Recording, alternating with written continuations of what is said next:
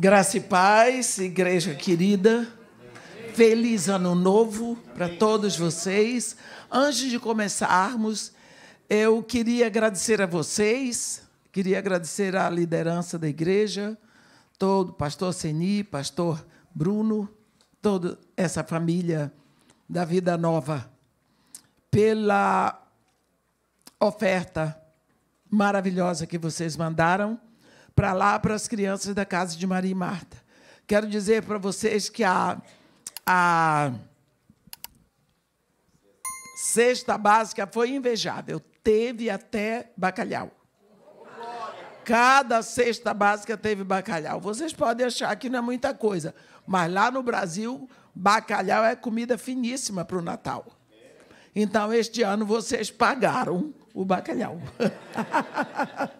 Vocês botaram bacalhau e mais 18 itens na mesa de 80 famílias.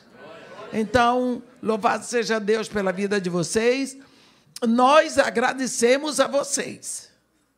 Logo no início, nós agradecemos a vocês pela dádiva, pela oferta, pela bondade de vocês. Deus continue, na sua infinita misericórdia, recebendo de vocês essa dádiva e, através de mim, entregando na mesa das crianças.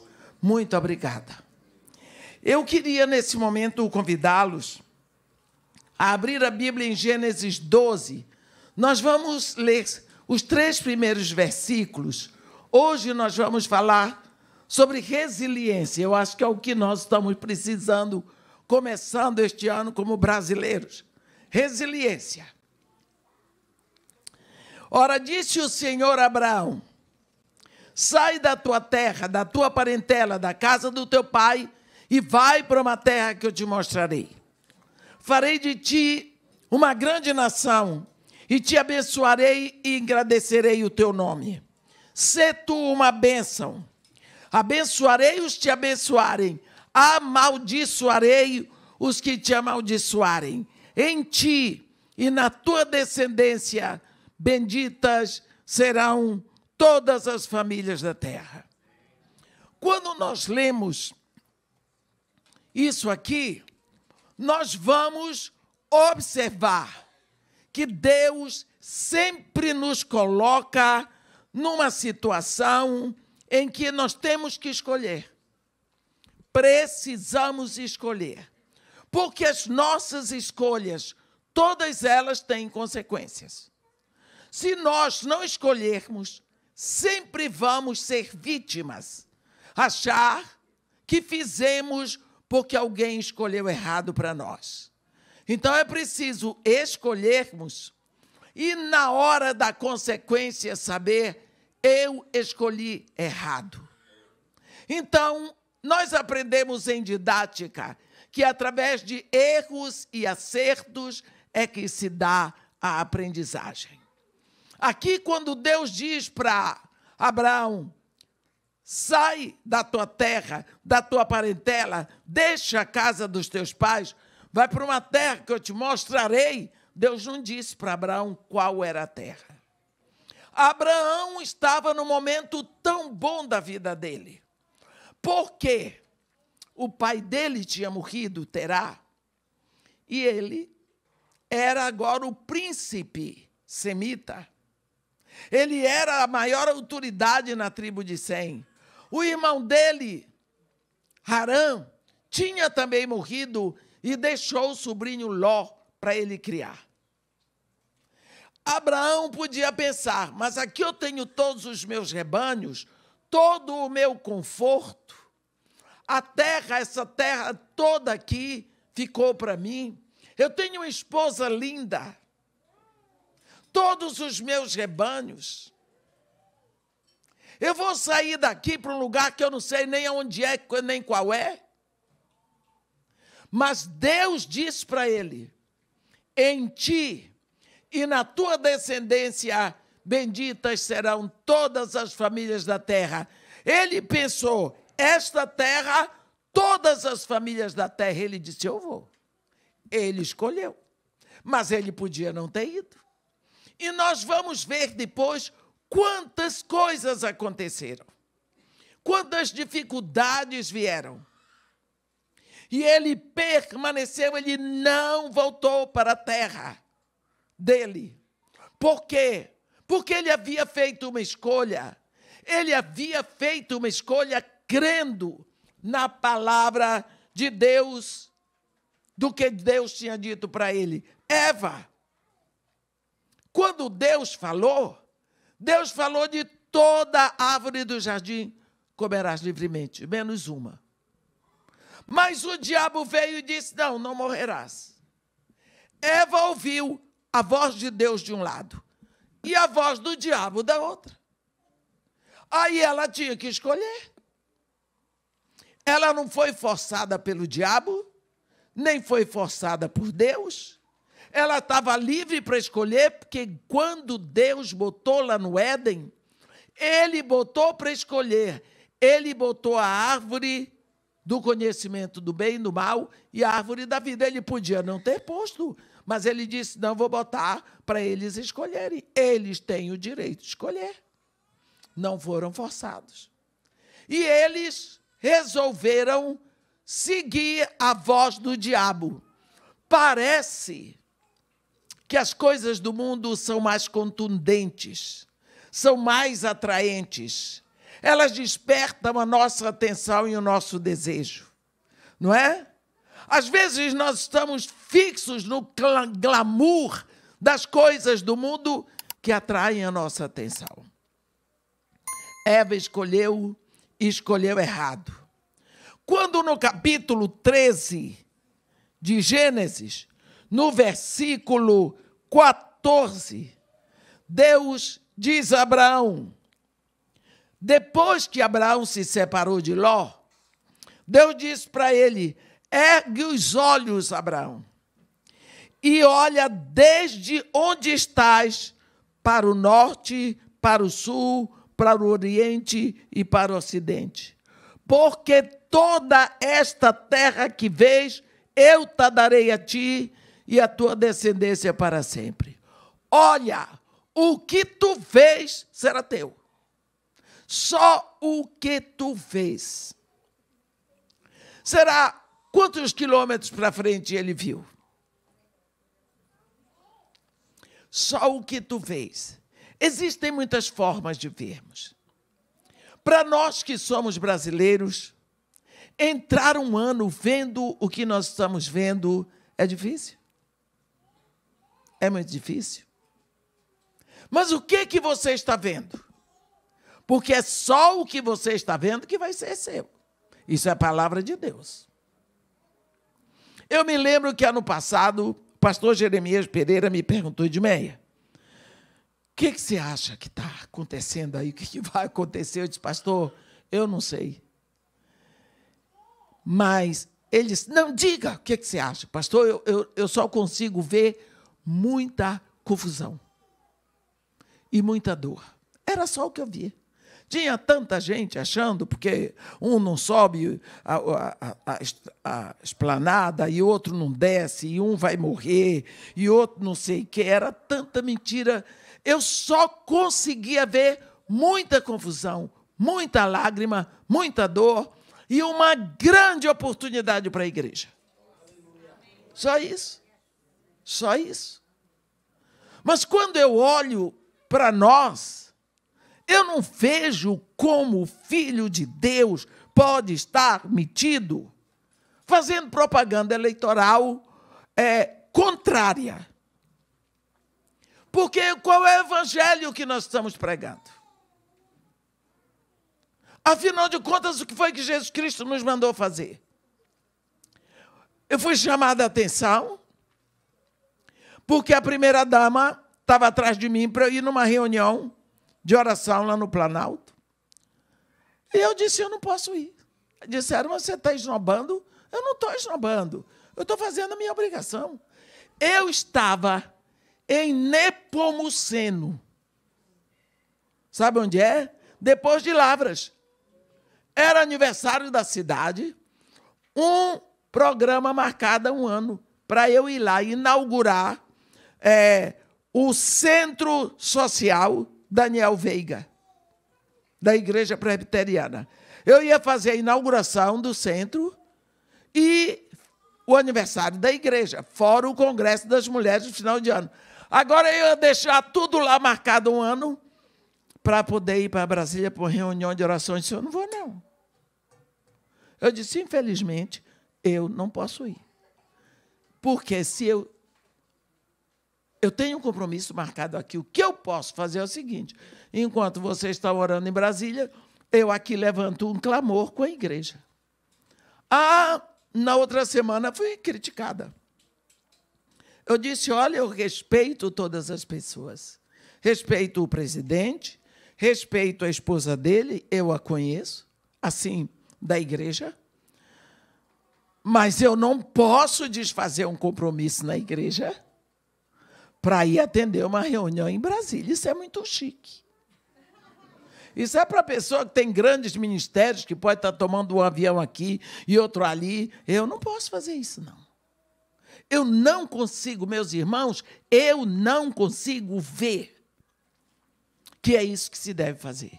Então, disse o pastor Jeremias, eu só vejo muita confusão, muita dor. Eu não consigo ver vitória de ninguém. Eu não consigo ver alegria de ninguém, mas eu consigo ver muita dor, muita confusão e um momento precioso para a Igreja de Jesus Cristo. Por quê? Eu não sei por que é que o povo de Deus só cresce na pancada. Se nós sofremos, crescemos. O povo de Deus, primeiro, tem medo de morrer. É um povo que tem medo de morrer. Quer ver crente apavorado, fala de morte. Ele não quer saber. Sabe que tem o céu, mas por enquanto não. E é um momento para a igreja. A igreja no Brasil vai ser triturada. Vai ser triturada. É a hora de nós criarmos, desculpa eu dizer, vergonha. Uma igreja que tem suportado o que nós temos suportado, que tem se calado diante do que nós temos nos calados, que tem visto e não se levanta. Nos degladiamos entre nós, procuramos afundar os ministérios dos outros, o trabalho dos outros. Abriram eu fui pregar numa igreja de vida nova, Nova Vida. Quando eu cheguei lá, na frente tinha uma igreja Assembleia de Deus e do lado tinha uma igreja universal. Irmã, mas que horror! Olha isso aqui, o que é. Eu disse, olha, se tivesse lá na frente um centro de macumba e aqui do lado uma boate, é que você tinha que se incomodar. Não é porque tem uma igreja Assembleia de Deus lá na frente e outra aqui. Pior para eles, que estão talvez perdendo tempo. Mas eu não vou me levantar contra os meus irmãos. Eu prefiro uma igreja do lado da outra do que centro de macumba, do que bar, do que boate. Então, nós temos no Brasil isso feito. Nós guerreamos entre nós. É um guerreando contra o outro na mídia, denegrindo outros ministérios. Então, no Brasil, nós precisamos nos unir. Lembra, no primeiro século, quando Jesus Cristo orou, que ele orou por nós, qual foi o pedido dele ao Pai? Unidade. Ele sabia que esse seria o nó da igreja no século XXI. Unidade. Nos acotovelamos uns aos outros. Então, eu pergunto para você, o que é que você está vendo para este ano? Porque só o que você vê será seu. Eu estou vendo luta. Eu estou vendo a oportunidade de orar muito, de estudar a palavra muito, de clamar muito, de dobrar o joelho muito. É isso que eu estou vendo, é isso que vai ser meu. pode ter certeza, desde setembro do ano passado que eu comecei o meu jejum por esse momento. Eu comecei e eu vou continuando, porque eu sei que a situação espiritual é terrível sobre o Brasil. Eu não estou profetizando, é o que eu consigo ver. Quando Deus diz para Abraão, tudo o que vês, olha para o norte, para o sul, para o oriente, para o ocidente, porque tudo o que vês será teu. Eu olho para o norte do Brasil e eu vejo a dor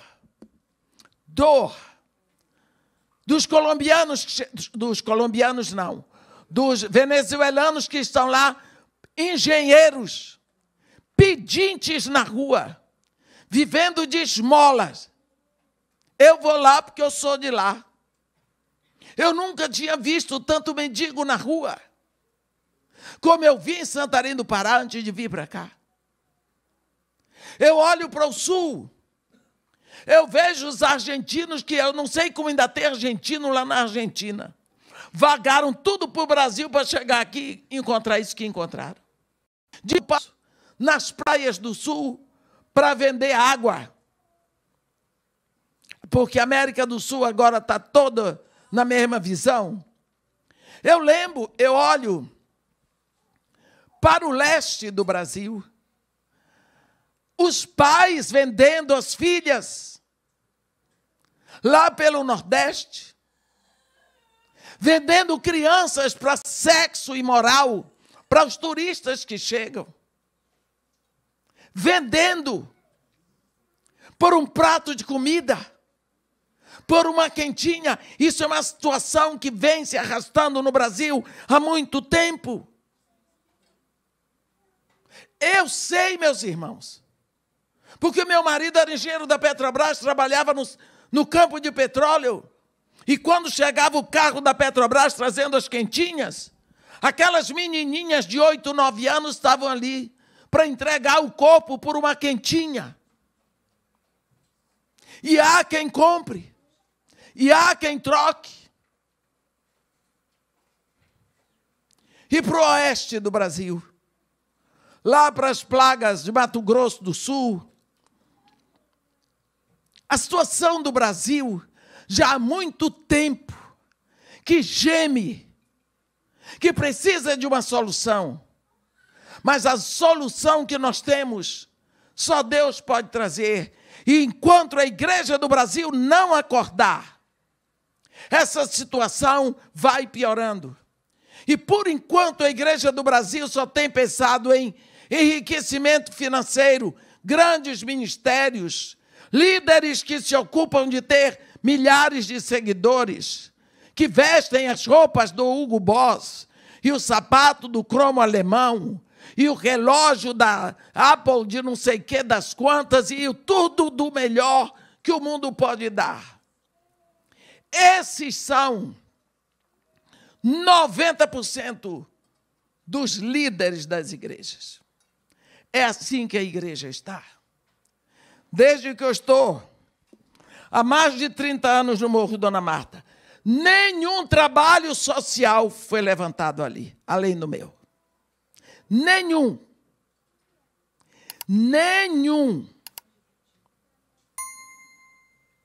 Acha que trabalho social é você fazer um sopão de vez em quando e levar na rua para dar aos mendigos. Aí vem aquele ditado, angu de um dia engorda cachorro magro. Não resolve. Nós temos que olhar para o norte, para o sul, para o oriente, para o ocidente, e tudo o que nós vamos ver o que é um campo tremendo para pregar o evangelho. É só por isso que Deus nos fez a igreja do século XXI, que Ele podia ter nos trazido para ser a igreja do primeiro século, mas trouxe para ser a igreja do século XXI. O objetivo da sua visão qual é? O que você deseja para este ano? Qual é o seu plano para este ano? é continuar guardando dinheiro, não é pecado. Não é pecado trabalhar e guardar o seu dinheiro. Mas é pecado achar que é o seu dinheiro que vai livrar da dureza, da doença, da infidelidade. Porque quem nos livra é Deus. Os milionários adoecem e morrem. Os milionários são infelizes no casamento também. Os milionários também precisam de bolinhas para dormir. Por quê? Porque não estão felizes. Não é que desejemos isso para os milionários, mas a Bíblia diz, se as tuas riquezas prosperam, não ponhas nelas o coração. Quando nós vemos Deus dizer a Abraão, olha, e o que vês será teu. Eu não sei o que é que você viu para este ano, mas eu vi que eu quero o meu empenho maior na oração, no estudo da palavra, na pregação, é isso que eu quero. Agora, você lembra de Lia? Labão tinha 2 filhas, Lia e Raquel. A Bíblia diz que Raquel era formosa de semblante e de estatura, mas Lia tinha os olhos baços, quer dizer, ela era míope, ela olhava assim, né? Hoje, Labão dá o banquete de Lia. Jacó vai para o banquete e Lia vai para a tenda de Jacó. O pai que botou, o pai, era assim lá. Jacó entra depois do banquete para coabitar com a noiva que ele tinha pago. Deitou com ela, passou uma noite maravilhosa, ela ouviu todas as juras de amor, teve aquela noite que só quem já teve sabe. No outro dia de manhã, ai, o que é isso, Labão? Você me enganou. Não é essa aqui, não. Já tinha dormido com a moça. E ela? Foi o pai que botou ali. Era legítima aquela reunião. Agora pensa essa moça. Começa um casamento sabendo que o marido era apaixonado por uma outra mulher mais nova e mais bonita do que ela. Que tal você? O que você ia fazer? Bonitinha do século XXI. Eu vou divorciar. Naquela época nem se pensava nisso. Teve que aguentar. Teve que suportar toda a humilhação. Porque ela era a primeira esposa de Labão. Quando Jacó falou com ele, ele disse, ei, pera lá, não é assim que se faz na nossa terra? Dar-se primeiro a mais nova e depois ficar mais velha? Não, tem por ordem. Passa a semana dessa, te darei a outra por mais 7 anos. Porque foi Jacó que inflacionou o mercado. 7 anos de trabalho por uma mulher, gente. É muita coisa, inflacionou. Aí Jacó estava dizendo a outra o mesmo preço. Jacó trabalhou 14 anos para ter 2 mulheres. Isso é que é um homem. Já não se faz mais homem assim, né? Já não se faz mais. Mas Jacó era firme. Lia aguentou todo tipo de exposição, de humilhação. E no final, Raquel morreu de parto, amaldiçoando o filho. Jacó não aguentava mais com Raquelzinha. E lá no final da vida, quando Jacó vai dar a bênção para todos os filhos, ele diz, são estas as 12 tribos de Israel, e isto é o que lhes falou seu pai quando os abençoou. A cada um deles abençoou segundo a bênção que lhes cabia. Depois lhes ordenou, dizendo: eu me reúno ao meu povo, sepultai-me com meus pais, na caverna que está no campo de Efron, o Eteu, na caverna que está no campo de Macpela, fronteiro ao Manre, na terra de Canaã, a qual Abraão comprou, com posse de sepultura de Efron. E ali, olhe bem, sepultaram Abraão e Sara, sua mulher. Ali sepultaram Isaque e sua mulher. Ali sepultei Lia. Olhe bem. Sepultai-me lá também. Porque para o futuro seria assim: aqui tem o túmulo dos patriarcas, Abraão e Sara, sua mulher, Isaque e Rebeca, sua mulher, Jacó e Lia, sua mulher. Cadê Raquelzinha? A Bíblia diz, faltava pouco tempo para chegar a Efrata, e Raquel morreu. E sepultaram no campo, no caminho, deixaram lá no caminho. Faltava pouco tempo, porque não levaram o corpo até Efrata, o marido não aguentava mais a bonitinha. A mulher que começou no sofrimento, na humilhação, ela segurou o relacionamento. Segura na mão de Deus. Segura na mão de Deus. Cada filho de Lia era um hino de louvor a Deus. Como a Bíblia diz, sabendo o Senhor que Lia era desprezada, fê-la fecunda, ao passo que Raquel era estéril. Está vendo? Deus assumiu o lado de Lia. Não vai dar mais para ninguém. Porque se Deus é por mim, quem será contra mim? Cada filho de Lia, o primeiro, ela engravidou e pôs o nome do primeiro filho.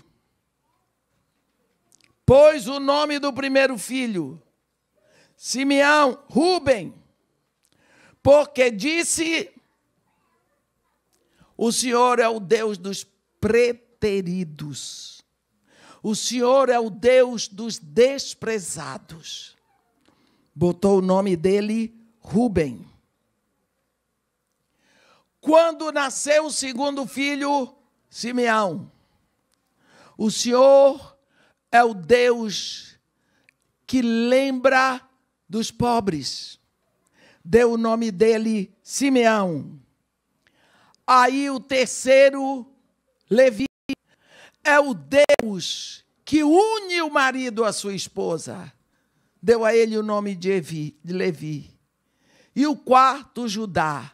Agora louvarei ao Senhor, que é digno de todo louvor. E deu o nome de Judá.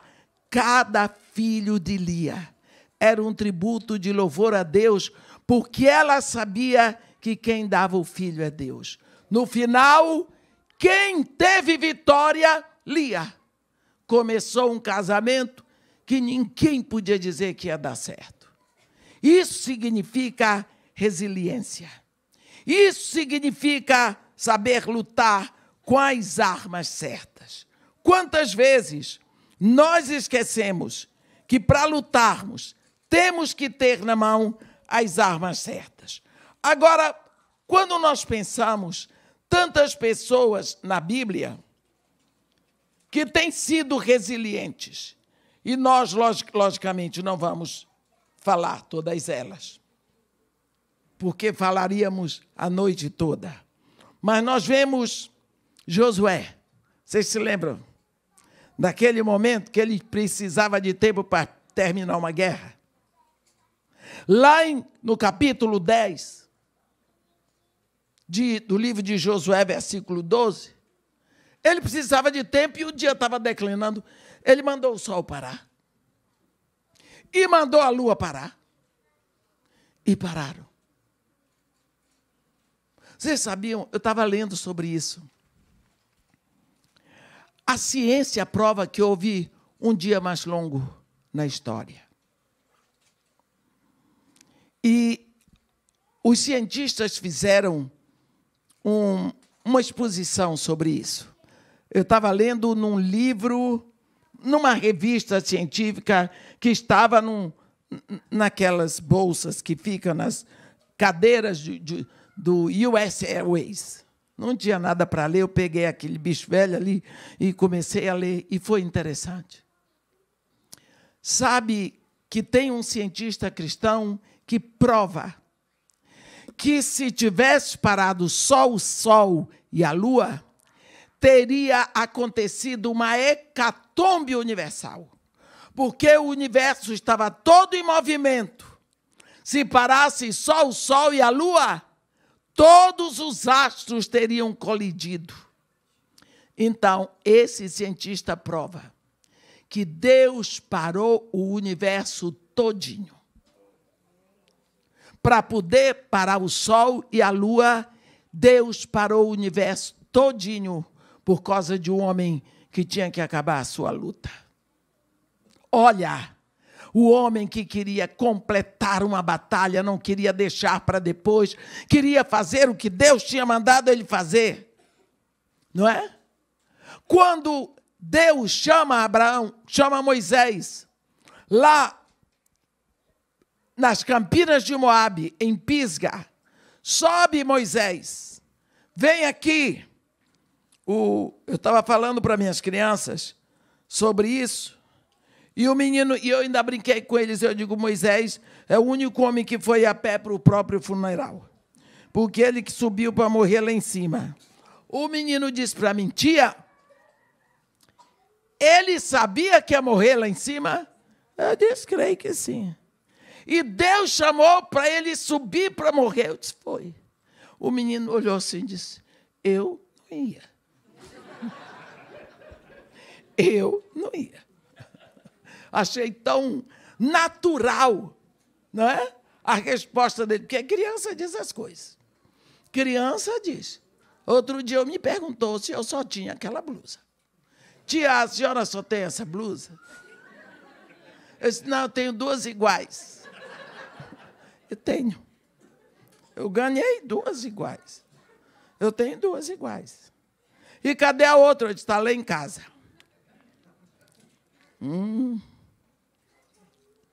Ah, tia, essa daí está muito velha. Tudo bem. Eles dizem as coisas para mim. Dizem. E é isso que me encanta em criança. Eles não mandam dizer. Eles falam. Sou louca por criança. Não gosto de velho. Não gosto de velho. Você não é velha, não, senhora. Deus te livre de ficar velha. Tem velho de 20 anos, minha irmã. É. Aí Deus chama Moisés. Moisés sobe, lá nas campinas de Moabe. Deus diz para ele aqui, Moisés, ó, olha toda a terra, de Gileade até Dan, todo Naphtali, a terra de Efraim, olha lá, e Manassés, toda a terra de Judá até o Mar Grande, e o Neguebe, e a campina do vale de Jericó, a cidade das palmeiras, até o Zoar. Meus irmãos, vocês sabiam que a terra prometida é todo o Iraque, todo o Líbano, toda a Palestina, 3/4 da Jordânia e metade da Síria? Vocês acham que alguém pode estar aqui, ó, lá no Monte Nebo, eu preguei lá ano passado, em novembro. E ver o Iraque, e ver todo o Líbano. Impossível. Isso tudo é terra prometida. E Deus mostrou tudinho. Deus abriu a visão de Moisés. Deus fez Moisés enxergar o que humanamente ele não poderia, mesmo se ele tivesse 15 anos, quanto mais que ele estava com 120. E Deus diz para ele, eu te faço vê-la com os teus próprios olhos, mas para lá não irás. Aí vem o versículo 5. Assim, ali morreu Moisés, servo do Senhor, na terra de Moabe, segundo a palavra do Senhor. Moisés morreu isso. Eu acho que ele teve vontade de voar quando ele viu tudo aquilo, porque ele tinha orado por tudo aquilo, ele tinha desejado tudo aquilo, ele tinha trabalhado por toda aquela terra. Quantas vezes, durante a sua estada, cuidando dos rebanhos de Jetro, seu sogro, ele olhou para aquelas montanhas transjordânicas e chorou, clamando a Deus, intercedendo: o Senhor, leva o teu povo Israel para essa terra que o Senhor prometeu. Ele olhava para aquelas campinas e ele chorava. Quantas vezes aquele homem soluçou. E agora Deus diz para ele: eu te vejo com os teus próprios olhos, para lá não irás. Mas vê, o que é que você está vendo para este ano, meus irmãos? O que é que vocês estão vendo para os seus filhos, para a sua família, para a sua casa? O que você vê será seu. Começa a olhar um ano de oração com a família, de culto doméstico. Feche as portas da sua casa para tudo o que é ruim lá de fora. Congrega os seus filhos para orar, porque você não sabe quanto tempo você terá para fazer isso. Começa a criar o hábito da oração, do culto diário com a sua família. Começa a ver uma família que ora, filhos que clamam a Deus, crianças que buscam a Deus de todo o seu coração. Quantas vezes nós esquecemos? Tudo o que Deus fez na terra, Ele fez através do homem, Ele faz através do homem. A maldição veio para a terra através de um homem, Adão, mas o resgate veio através de um homem, Jesus. Ainda hoje Deus usa filhos como você, como eu, para fazer a obra dele aqui na terra. Deus determinou que a terra é do homem.